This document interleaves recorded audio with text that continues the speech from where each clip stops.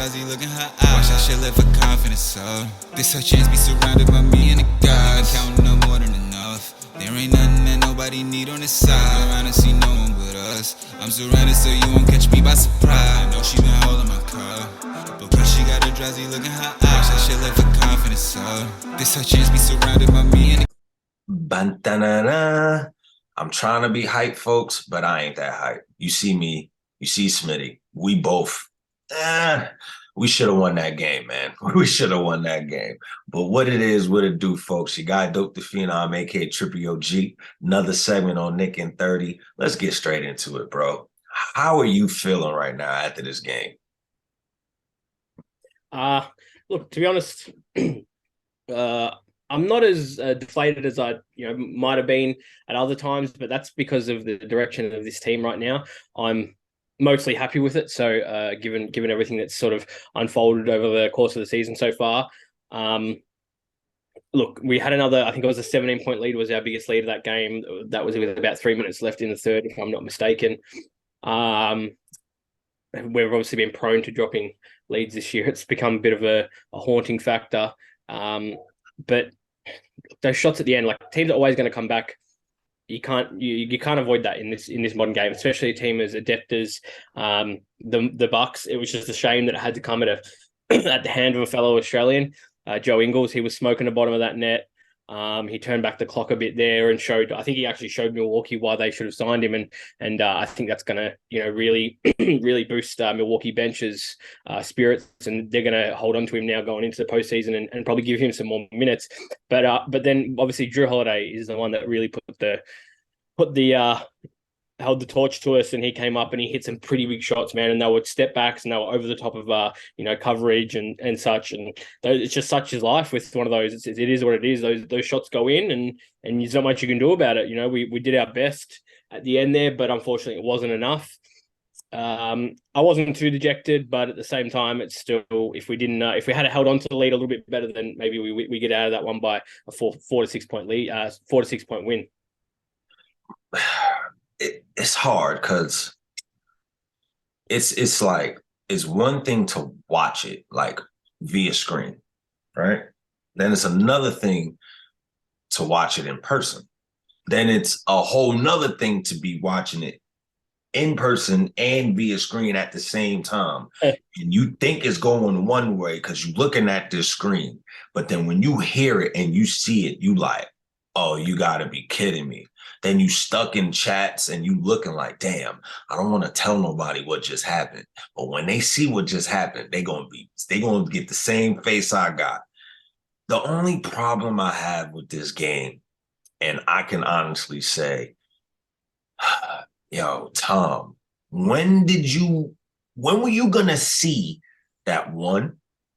If Randle is going 0 of 9 for 3 in the first quarter, doesn't that tell you my man is tired? Like, bro, my man is tired. 2, if you notice that we're losing the lead with Evan and IHart in this lineup, no way in the hell you thought about pulling them at any point. Like, you still had Jericho Sims. He wasn't in foul trouble. Obi played like 2 minutes. You could have played him. At this point, you could have put your pride to the side and played damn Cam at the 4. Bro, we literally lost that game, and it wasn't even because of Evan Fournier this time. And that's crazy for me to say. That's crazy. We lost the game to a guy that you signed in the offseason that you don't know how to use properly. Even when he does get a chance to get used properly, the boy is worse than Nerlens Noel. Bro, just trade him and get me Nerlens back for all this. At least Nerlens going to do something. Like, bro, he can't rebound. He can't box out. Yo, and then he plays more minutes than Obi regardless of the injury. Like, at this point, pack him up. Like, how you feeling about IHart right now, bro? I'm sorry. I know he's been a topic on your timeline for a while, but the facts are the facts. This is ridiculous. So how you really feeling about him, bro? Well, I mean, look, to anyone that's listening or watching this, go back go look on VSN, go back through our episodes. There was an episode where we discussed him, I think, at the start of the season. It was after a couple of games he'd played, and I was from the get-go wasn't a fan because I I was familiar with what he'd done throughout the course of his career, Rockets, Clippers, and one of our guys, Ariel, he was me and him had a little bit of a thing going on there where I would tell him that IHart sucked, and he would tell me that when he did good, and we were letting each other know. He actually finally conceded the other day, so shout outs to you, Ariel, if you're watching this. That one's to you for agreeing that IHart now sucks. So I'm glad you saw the light. I'm glad a few Knicks fans are seeing the light on him. He's an offensive guy. He's not a defensive guy, so it didn't really make sense to pick up. He's a big that it's weird. He can get you some offensive rebounds. He's definitely not getting you defensive rebounds like you would hope or think. Look, man, it's what I expected of him. That sequence in today's game where he kept putting up the shots right under the basket and couldn't get it in. That was very reminiscent of last year's All-Star game when Scotty Barnes was doing this rookie skills challenge with Tyrese Maxey and couldn't make one. I don't know if anyone remembers that, but it was straight up, bro. He was straight up out there looking stupid. He airballed a floater. Mm-hmm. Bro, he is 7 feet tall. The basket is 10 feet. 3 extra. Bro, he airballed a floater from like 5 feet from the basket. Bro, this is the basket. This is about 5 feet. This is not realistically 5 feet, but this is about 5 feet. Bro, he airballed and he is 7 feet. So the basket is here. He's about here. How? Bro, send him back to the West right now. Right now. Bro, I want you going more than I want Evan going. That's how real it is now, bro. That's how real it is now. Like, you're taking, you know what? I'm gonna say some real stuff right now that I thought I'd never say out my mouth, bro. And it's killing me because I don't want to say it because of my pride, but I gotta be real. IHart, you are taking minutes from Obi Toppin. It is not Julius Randle. I just wanted to put that out there. IHart is stealing Obi Toppin's minutes. IHart is stealing money from the New York Knicks. We need to get him out of here, along with Evan and D Rose. They are all stealing bread right now. Well, I can't really say D Rose because he wants to play, but in the games we've seen you play, bro, your time might have had came. Matter of fact, you probably might need to put back on some weight because you haven't been that weight in a while, and you're just not used to it anymore because I don't know what I've been seeing. Hopefully we keep you and then getting into playoff runs because we are going to make the piece. Even if it's the play-in and we make our way in that way, this team is going to make it.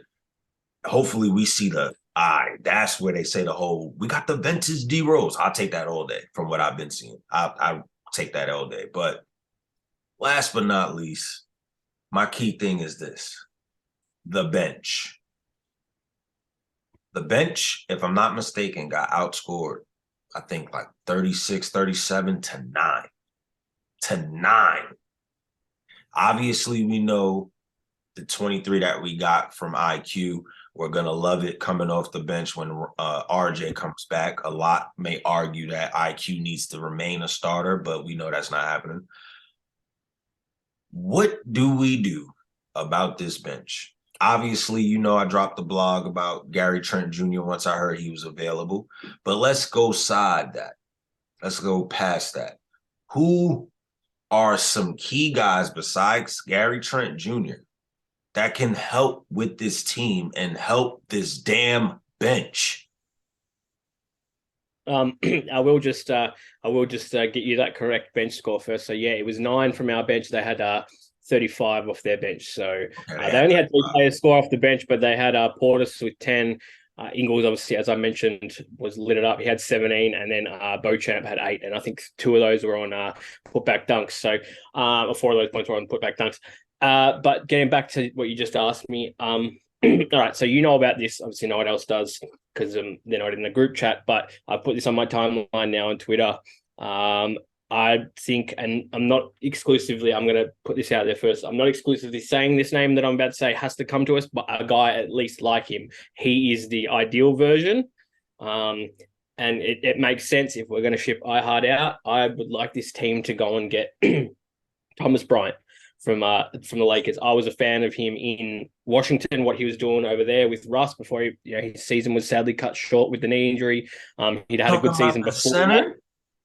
Yeah. The guy. Okay. Yeah. Thomas Bryant. He's playing in the Lakers now. He's killing it. He had 29 and 16 or something the other day. He's filling in for Anthony Davis, obviously, because Anthony Davis is out.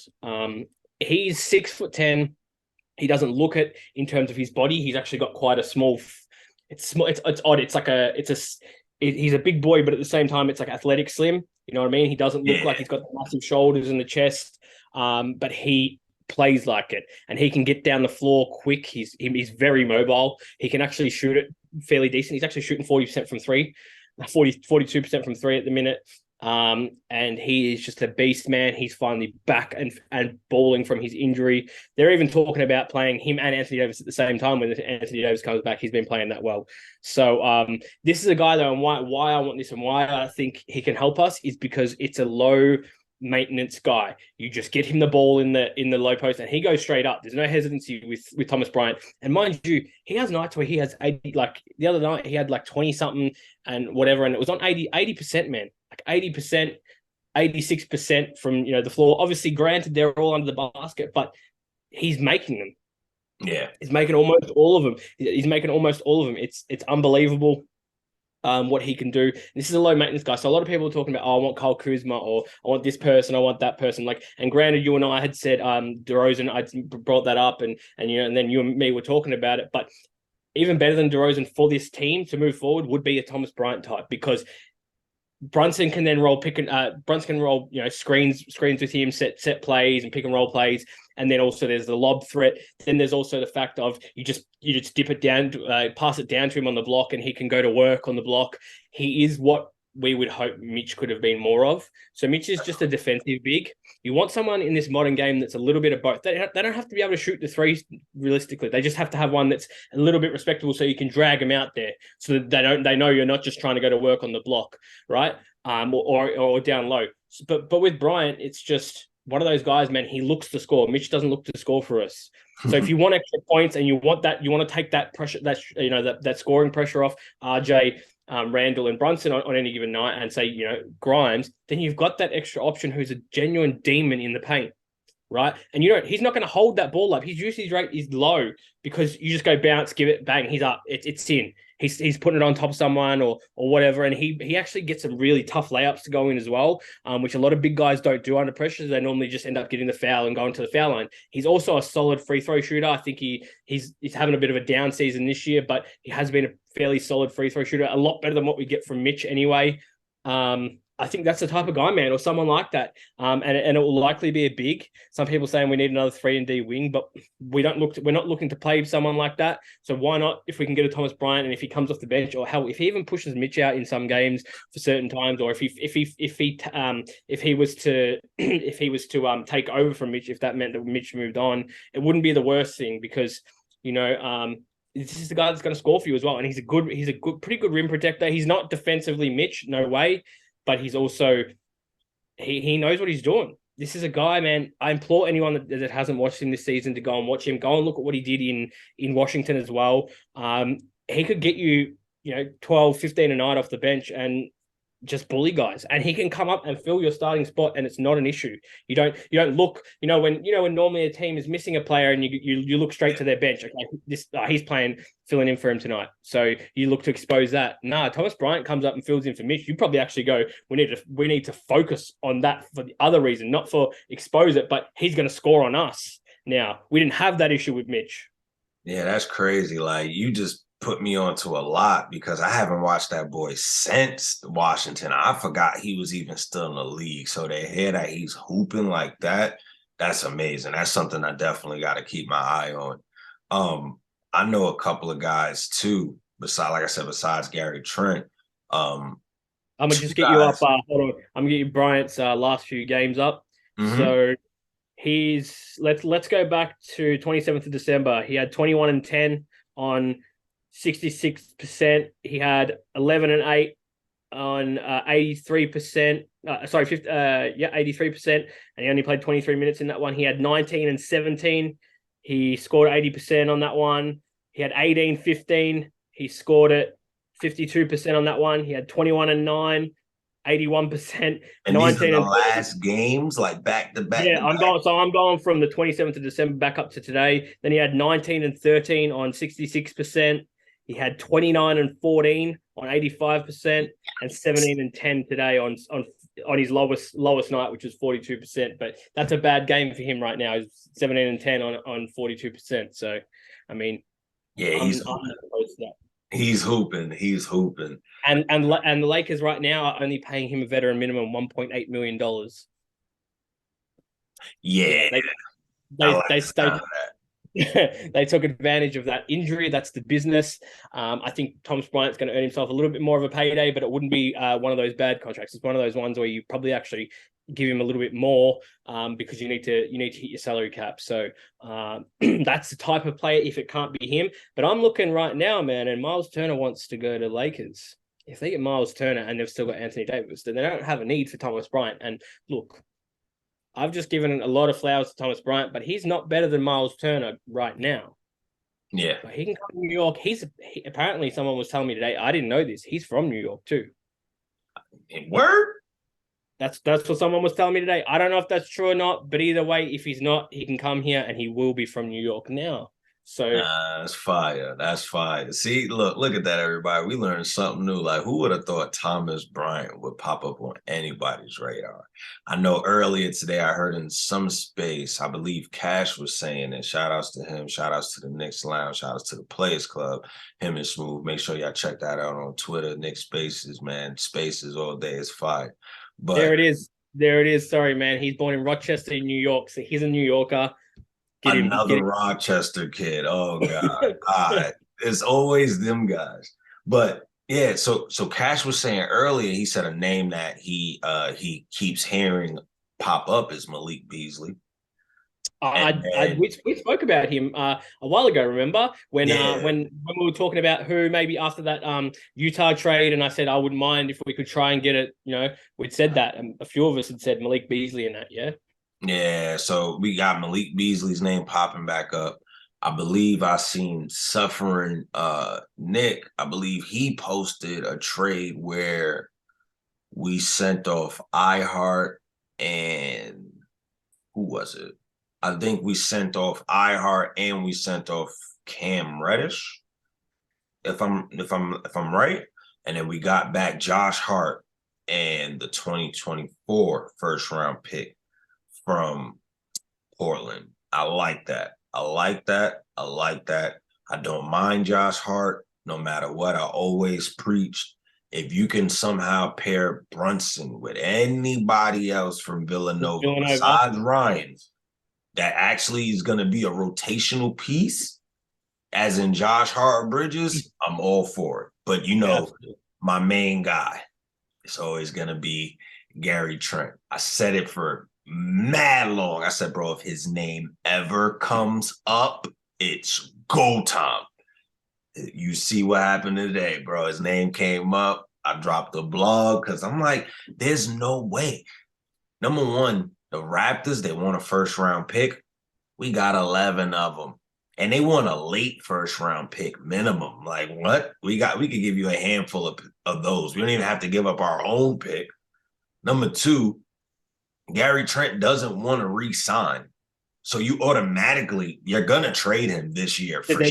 He's moving by that deadline because he's gone. He's out of there. Unless something happens between now and then where he decides and they convince him into re-signing, he is not signing with them. And Masai will not sit around and just let someone walk. Like, I don't know if you remember, but when Kevin Durant left OKC, he walked. He straight up walked out that door and said, "Thank you for coming." Definitely. And this was a top 5 player. He's still a top 5 player now. This is a guy who was a top 5 player in the league at the time, and he walked out on the team that drafted him. And this is half the reason why he's the villain he is. He couldn't even do them the decent thing, but he knew if I sign and trade, they got to move on Clay or someone like that. He didn't want to go to Golden State without a Clay. So anyway, my point is that ever since then, teams do what they got to do to make sure they don't have a guy just walk out the door. And so this is the situation of Gary Trent. So he's moving, right? And this is why he's a very, very valid trade option for us. And, props to you for today and going wild on this and been talking about it for a while. This is where you can actually, when people say, oh, this trade would never happen and why would they give up, blah, blah. Nah, man, Toronto's going to be in a tough spot because he could play hardball. He's got all the answers right now. He could turn around and say, he could say, look, I can get you a little bit more, but you have to trade me to this spot and I'll sign an extension now that they've got to pick up. You know what I'm saying? He could do that. And then another thing I'm thinking about is why would they not take this trade? Everybody's like, oh, you have some people saying Cam Evan in the first round pick is not enough. Then you're saying Cam Evan in a first round pick is too much. Number one, it's just right. We get Gary Trent, a young, promising talent that has proven himself. They get back, number one, we know the Raptors love length. I was waiting to say this, but you said they love length. Cam, hey man, all 6'8" team.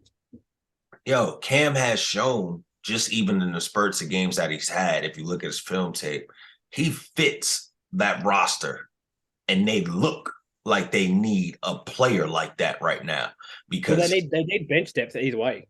Honestly, the way he's playing, he with the Raptors, he has a legitimate chance to get that starting spot. He literally, if you put him on that roster, you look at everybody on that roster, Cam is beating damn near 90% of that roster. 90% of that roster. But I will say to that, the only reason why Toronto might not take him is because maybe Toronto's finally looking at this ridiculous setup that they have over there of these long, I don't know, all power forwards or all, wing stretch 4 hybrids. And maybe they might be at that point now where they're looking at blowing that up. But we will see because Cam, as you're saying, and anyone that's watched, he fits their current whatever it is that they're currently trying to do over there. So he would be a good offer unless they're trying to move away from that. But hey, man, I really don't see the need to. I feel like if you move on from Gary Trent, you add Cam there, you still keep your length.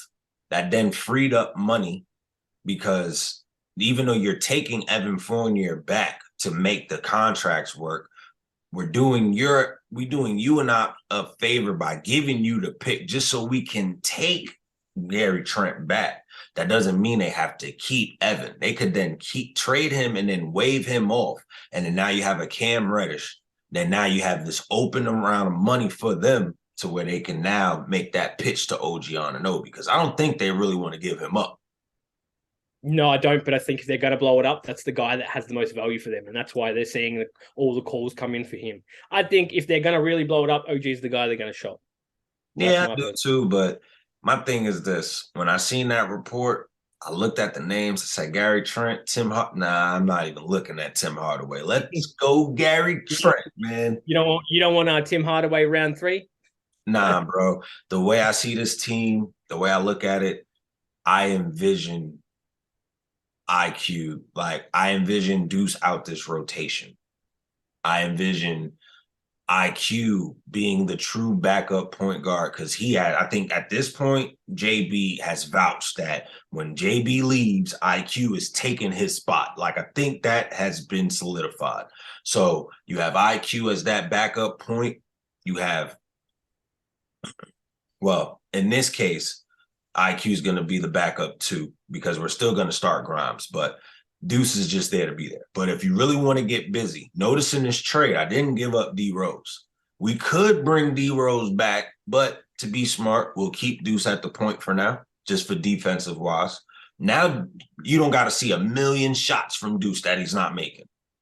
Now, if you insert IQ and Gary Trent with Deuce in that lineup, you just now gave IQ that option to, bro, you can attack at will. Because we know with Gary Trent, his main thing is I'd rather get my shots when I get them.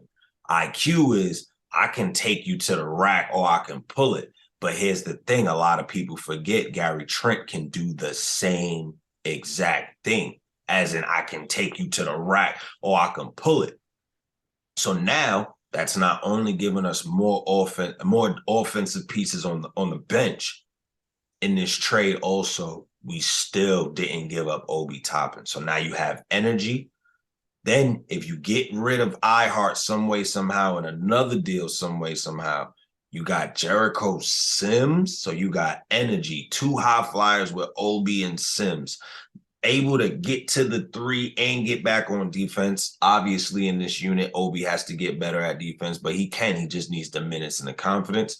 Then with Deuce and his defense, IQ and his defense and scoring ability, Trent with his defense and scoring ability, sounds like an overall good second unit to me. You feels me? But that's just me though, man. That's just me. I personally, no doubt, man. Yeah, man. I just personally know, bro. It's time. We need to fix this bench. So that's really all I got for it. But with this last 40 seconds, what you got for us before we get up out of here? No, man. Look, just want to say shout outs to everyone, Nick Spaces, all them people, VSN, all my family, Trip himself again for having me on, and just spread some love, man. And it's a bit tough times on Nick's Twitter at the minute, but spread some love, support each other. If you don't like what you don't hear, walk away. Like your mum has told you, if you ain't got nothing nice to say, don't say nothing at all. Simple as that. So it's been a pleasure, man. I don't gotta say no more than that, man. Tap in, y'all. We see y'all next game.